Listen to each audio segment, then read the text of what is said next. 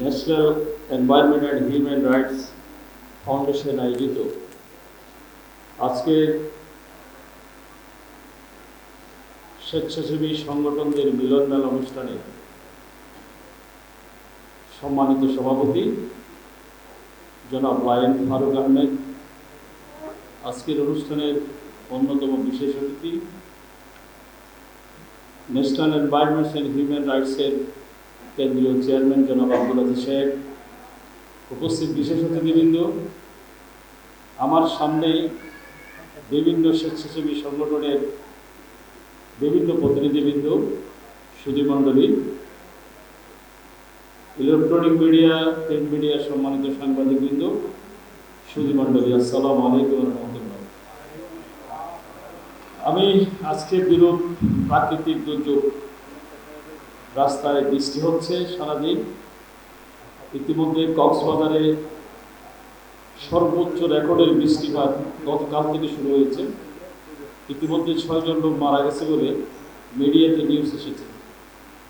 এই ধরনের একটি প্রেক্ষাপট পরিস্থিতিতে আজকের মিলন মেলার উপস্থিতি দেখে আমার কাছে খুব ভালো লাগছে। আমি বসে বসে স্বেচ্ছাসেবী সংগঠনের প্রতিনিধিদের বক্তব্য শুনছিলাম। আমি যাদের সঙ্গে দু একটি কথা বলানোর জন্য দাঁড়িয়েছি, এই মানুষগুলো ত্যাগ এবং কাজ করার মানুষ। খুবই আনন্দ লাগছে আপনাদের স্ব ক্ষেত্রে আপনারা যে স্বেচ্ছাসেবী সংগঠন পরিচালনা করে সমাজের একটি স্তরে কাজ করে যাচ্ছেন, অবহেলিত মানুষদের পাশে দাঁড়াচ্ছেন, এটা সত্যি একটা আনন্দের বিষয়। আমি আমার ব্যক্তিগত পক্ষ থেকে আজকে যারা উপস্থিত হয়েছেন সবাইকে ধন্যবাদ জানাচ্ছি, মোবারকবাদ জানাচ্ছি। আমাদের দেশে নোমানুল্লাহ বাহার একটা বক্তব্য দিয়েছেন, আমি যেটা শুনলাম যে আমাদের সরকার বা আমাদের দেশের যে সরকারের প্রতিনিধিরা তাদের রুটিন ওয়ার্কগুলো আমরা করে থাকি। এই রুটিন ওয়ার্কের মাধ্যমে আমাদের সমাজের যে বৃহৎ জনগোষ্ঠী তাদেরকে সুযোগ সুবিধার আওতায় আনা খুবই কষ্টকর হয়ে যাবে। আপনারা যারা স্বেচ্ছাসেবী সংগঠন হিসেবে বিভিন্ন এলাকায় কর্মরত আছেন, আপনাদের নেটওয়ার্কে অনেক হতদরিদ্র মানুষ, অসহায় মানুষ, বিভিন্ন বঞ্চিত মানুষ অথবা বিভিন্নভাবে নির্যাতিত মানুষ সেবা পেয়ে থাকে। তবে এটার সংখ্যা খুবই বেশি। সরকার একটি নির্দিষ্ট স্থানে এগুলো করে থাকেন, কিন্তু আপনাদের অবস্থানটা অত্যন্ত ব্যাপক। আব্দুল আজিজ সাহেব আজকে অন্য অনেক প্রসঙ্গ নিয়ে বক্তব্য রেখেছেন। আমরা আজকে স্বাধীনতার 54 বছর অতিক্রম করছি, প্রায় 55 বছরে আমরা পা রাখছি। এখনো কেন আমাদেরকে গণতন্ত্রের জন্য কথা বলতে হবে? আমার দেশ তো স্বাধীনতা হয়েছিল বঞ্চনার কারণে। পশ্চিম পাকিস্তান তাদের বঞ্চনার শিকার হয়ে তো আমরা 71 সালে মুক্তিযুদ্ধ করেছি। আমাদের শহীদ হয়েছে, অনেক মানুষ আত্মহত্যা দিয়েছে, অনেক মা ইজ্জতহানি করেছে। স্বাধীনতার 54 বছর পরেও একজন মানুষ এখনো পর্যন্ত তার ভোট দেওয়ার অধিকারটা আমরা নিশ্চিত করতে পারিনি। আজকে অর্থনৈতিক অবস্থা, আজ সে বলেছেন, খুব ভালোই বলেছেন। আজকে আমরা সমাজের যে অস্তরে থাকি না কেন, আজকে আমরা একটা লুটপাটের প্রতিযোগিতা বাংলাদেশে শুরু হয়েছে। আপনাদের অনেকেরই মনে থাকবে যারা 50 পার করে 60-এর কাছাকাছি গেছেন, একসময় গ্রামের চেয়ারম্যান যারা নির্বাচন করতেন, বর্তমান যুগের এমপি চেয়ে তারা যোগ্য সম্পন্ন ব্যক্তি ছিলেন। বাট এখন চেয়ারম্যান, সেই চেয়ারম্যান আর নাই। পৈতৃক সম্পত্তি বিক্রি করে সমাজ সেবা করছেন। আমার দাদা করেছেন, আমার বাবাও করেছেন, আমাদের এলাকায় অনেকে করেছেন, আমাদের দেখা এগুলো। এখন চেয়ারম্যান করেন কারা? ওই টেম্পো স্টেটের শ্রমিক ইউনিয়নের সভাপতি, অথবা বাজার কমিটির সভাপতি, অথবা একসময় খেয়াঘাট পরিচালনা করতো তার নাতিপতি সবাই। যার কারণে ভালো মানুষ আর গ্রামে এই ধরনের সামাজিক কাজে নিজেকে দূরে রেখে দিয়েছেন, এগিয়ে যান না কাজ করার জন্য। দুঃখ লাগে। আপনি একজন সমাজের সমাজপতি, আজি সমাজের একটা আজি শেখ বা আমাদের ফারুক শেখ বা যারা আপনারা আছেন, আপনাদের সমাজের একটা স্তরে বসবাস করেন, যখন গ্রামে যাবেন, আপনার একটা ওয়ারিস সার্টিফিকেটের জন্য ওই যে খেয়াঘাটের মাঝি বা আপনার কামলা ছিল তার ছেলে যখন এখন চেয়ারম্যান হয়, আপনার তো যাওয়ার ক্ষেত্রে, কারণ এখন তো নির্বাচন নেই, কোনো একটা প্রতীক দিয়ে বা একজন নেতার ছবি দিয়ে আপনি দাঁড়ায় গেলেন, হয়তো ভোট হলো বা ভোট হলো না, আপনি নির্বাচিত হয়ে গেলেন। আজকে বিগত কয়েকটি পার্লামেন্ট নির্বাচন, সত্যি কথা বলতে হবে, বিগত কয়েকটি পার্লামেন্ট নির্বাচন বাংলাদেশের মানুষ ভোট দিতে পারে নাই, ভোট কেন্দ্রে যেতে পারে নাই। 18 সালের নির্বাচনে আমি যে কোনো একজন প্রার্থীর পক্ষে কাজ করতে গিয়ে নিগৃহীত হয়েছিল, শুধু প্রচারণা করতে গিয়েছিলাম, অন্য কিছু না, নিগৃহীত হয়েছিলাম। আজকে আমাদেরকে উপলব্ধি করতে হবে, এই যে বৈষম্য বিরোধী আন্দোলন বাংলাদেশে হলো, 16 বছর তো রাজনৈতিক দল আন্দোলন করছে সরকারের বিরুদ্ধে, সরকার তো পতন হয় নাই। তারা পুলিশ দিয়ে নির্যাতন করে, মামলা দিয়ে হামলা করে, ওই যে বললেন একটি মামলায় 5 জন ঘটনা করেছেন, 500 জনকে আসামি দিয়েছেন, মামলা হয়েছে। সরকার মনে করছিল তাদের শাসন ব্যবস্থার বিরুদ্ধে রুখে দাঁড়ানোর কোনো মানুষ থাকবে না। জুলাই মাসের এবং আগস্টের প্রথম সপ্তাহের যে চূড়ান্ত পরিণতি আন্দোলন বাংলাদেশে হয়েছে, আমি মনে করি সমস্ত জুলুম, নির্যাতন, গুম, খুন যা হয়েছে সব কিছুর প্রতিশোধ আল্লাহ নিয়েছেন। এবং সেদিন আমি মনে করি রাজপথে ফেরেশতা নেমেছিল, মানুষ না, এগুলা মানুষ না, এগুলো আল্লাহর পক্ষ থেকে ফেরেশতা নেমে সেদিন রাস্তায় নেমে আন্দোলন করেছেন। আজকে সেই আন্দোলনে সফল কাম হয়েছে। সরকার পতনের 5 দিন আগে আমি টেলিভিশনে দেখলাম স্বরাষ্ট্রমন্ত্রীকে একজন পুলিশের ঊর্ধ্বতন কর্মকর্তা একটা ভিডিও দেখিয়ে বলছিলেন, স্যার একটাকে গুলি করলে আরো 10টা চলে আসে। বুঝতে হবে জুলুম নির্যাতনের একটা শেষ আছে। আপনি আপনার জায়গায় যদি কোনো জুলুম করেন, আপনাকে সেই জুলুমের ব্যালেন্স করতে হবে, মনে মনে নিজের কাছে আত্মশুদ্ধি করতে হবে যে আমি আজকে সারাদিন কি কাজ করলাম, আমার কি অন্যায় হলো, কয়টা ভালো কাজ করেছি, কয়টা বন্ধ করেছি। যদি আমার বিবেক বিবেচনায় আমি যে আজকের দিনে কোনো খারাপ কাজ করে থাকি, সেটা আমাকে কালকের দিনে এটা সমাধান করে চলতে হবে। এটা হচ্ছে ইমানের লক্ষণ।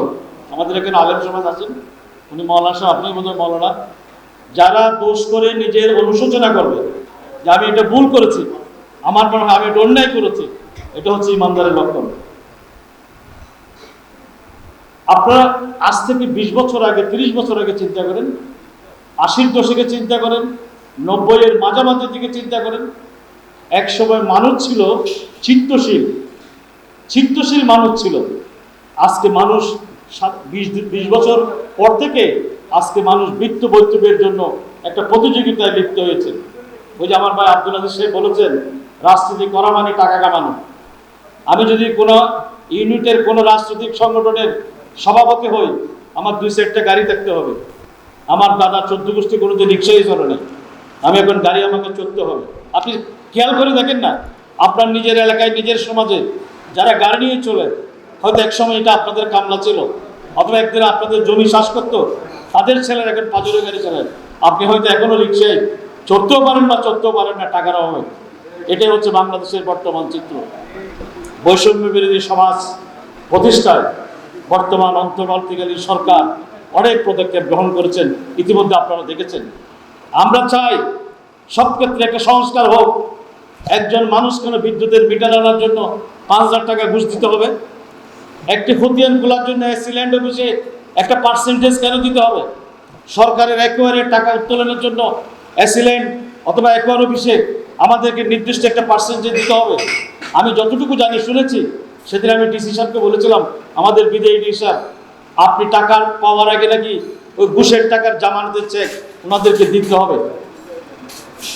তাজ্জব একটা দেশ বাংলাদেশ। আপনি আপনার কাজ করবেন, সরকার এখন যারা সরকারি অফিসার তাদেরকে প্রচুর বেতন দিয়ে থাকেন। আমাদের বোর্ডের জজ সাহেব যিনি সর্বনিম্ন, তার বেতন এখন 70,000 টাকা। আমাদের ডিস্ট্রিক্টের বেতন 1,20,000 টাকা। সোজা কথা আপনার 1,20,000 টাকা, 1,20,000 টাকা খরচ করার জজ সাহেবের কোনো ক্ষেত্র আছে আমাদের দেশে? তারপরেও কেন আপনি ঘুষ খাবেন? কেন আপনি টাকা নেবেন? কেন সরকারি অফিসে টাকা না দিলে কাজ হবে না, ফাইল করবে না? এগুলার পিছনে আমি মনে করি আপনাদের এই ন্যাশনাল এনভায়রনমেন্ট হিউম্যান রাইটস ফাউন্ডেশনের এগিয়ে আসা দরকার আছে। বিশেষ করে আপনারা স্বেচ্ছাসেবী সংগঠন যারা আছেন, আপনাদেরকে এগুলোর জন্য সোচ্চার হওয়া দরকার আছে। কারণ আমরা বৈষম্যহীন একটা সমাজ ব্যবস্থায় আমরা এখন এগিয়ে যাচ্ছি। সেই এগিয়ে যাওয়ার ক্ষেত্রে আপনাদের মুখ্য ভূমিকা রাখতে হবে, আপনাদের প্রাধান্য থাকতে হবে, আপনাদেরকে প্রতিবাদ করতে হবে এই ফাউন্ডেশনের আপনাদের যে যে সংগঠনগুলো আছে আপনাদের অবস্থান থেকে। আমি একটা কথা বলে শেষ করব, সেটা হচ্ছে যে আমাদের এই প্রেক্ষাপট পরিস্থিতিতে আজকের যারা স্বেচ্ছাসেবী সংগঠন আছেন, বিশেষ করে আমি গাউসিয়া কমিটির কথাটা আমি আসলে না বললে হবে না, তাদের কথাটা বলতে হয়। যখন মানুষ তার একটা ছেলে বাবার লাশ ফেলে চলে গেছিল করোনাকালীন সময়, তার স্ত্রী স্বামীকে দেখেন নাই করোনার ভয়ে, সন্তানরা জানাজা পড়তে যায় নাই কবরস্থানে, তার করোনা আক্রান্ত হবে যেহেতু এটা একটা সংক্রামক রোগ ছিল, এই কারণে সেদিন সেই দুঃসময়ে গাউসিয়া কমিটি বাংলাদেশ অত্যন্ত প্রশংসনীয় কাজ করেছেন। আমার জানা মতে যখন যেভাবে টেলিফোন করা হয়েছে, তারা 5 মিনিটও দেরি করে নাই, সাথে সাথে চলে গেছেন। লাশ দাফন থেকে দোয়া থেকে শুরু করে সব কার্যক্রম তারা করেছেন। আমি আজকের অনুষ্ঠানে তাদের জন্য একটা স্পেশাল থ্যাঙ্কস, তাদের জন্য অভিনন্দন। পাশাপাশি আপনারা যারা আছেন, যারা স্বেচ্ছাসেবী সংগঠন করেন, আপনাদের যে বক্তব্যগুলো আমি শুনেছি, আমার মনে হয় এটা অত্যন্ত দেশের জন্য একটা মঙ্গলময়। বিশেষ করে এই বৈষম্যী বিরোধী সমাজ গঠনে আপনাদের ভূমিকা অগ্রণী হয়ে থাকবেন। আমার মনে হয় সম্মানিত সভাপতি একটা কথা বলেছেন, আমার আপনাদের সাথে থাকার বিষয়টা। আমি তো আসলে কাজ করার মানুষ, আমি প্রত্যেকের সাথে কাজ করি। স্বেচ্ছাসেবী সংগঠন আমার এলাকায় আছে। আর আমি ব্যক্তিগতভাবে আমার একটা কথা বলাও ঠিক নেই, কেন আমি আমার যা ইনকাম হয় আমি মাথায় রাখি একটা পার্সেন্টেজ গরিব মানুষকে দেওয়ার জন্য, আমি প্রতি মাসে দিয়ে থাকি। এটা কাউকে বলি না, কোনো সংগঠন মাধ্যমে দিলাম, এটা আমার নিয়ত আছে এটা। কারণ একজন বক্তা বলে গেছেন, আমার মনে আমার ভাই বলেছেন যে আগুন পানি সব কিছুর উপরে বাতাস, এই যে কথাগুলো বলেছেন, বাতাসের মাধ্যমে কি, এটা হচ্ছে দান। আপনি যখন দান করবেন, আপনার এই সহায়তা বা দান যেটাই বলেন না কেন, এগুলো আজকে মানুষ যখন উপকার পাবে, এই উপকার আপনার জন্য একদিন নাজাতের সহায়ক হবে, আপনার জন্য নাজাত হবে। আমি এই লক্ষ্য নিয়ে আমি কাজ করি। তো আপনাদের সভাপতি সাহেব বা যারা আছেন জেলা কমিটির, আমি তাদেরকে প্রতিশ্রুতি দিচ্ছি, আপনাদের এই national environment and human rights ফাউন্ডেশনের যে কোনো অনুষ্ঠানে, যে কোনো কাজে আপনারা আমাকে দাওয়াত দেবেন। আর আপনারা যারা স্বেচ্ছাসেবী সংগঠন আছেন, আপনারা আমার নামটা মনে রাখবেন বা আমার টেলিফোন নম্বর আছে, যদি আমি বলি একটু দয়া করে লিখবেন, 01819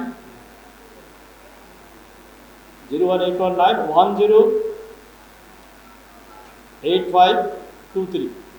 এই নাম্বারে আপনারা যোগাযোগ করবেন। আমি আমার অবস্থান থেকে, আমি একজন আইনজীবী, পেশাদারী মানুষ, পেশাদারির পাশাপাশি সমাজ সেবাও করি, আবার একটু রাজনীতি করার অভ্যাসও আমার আছে মাঝে মাঝে।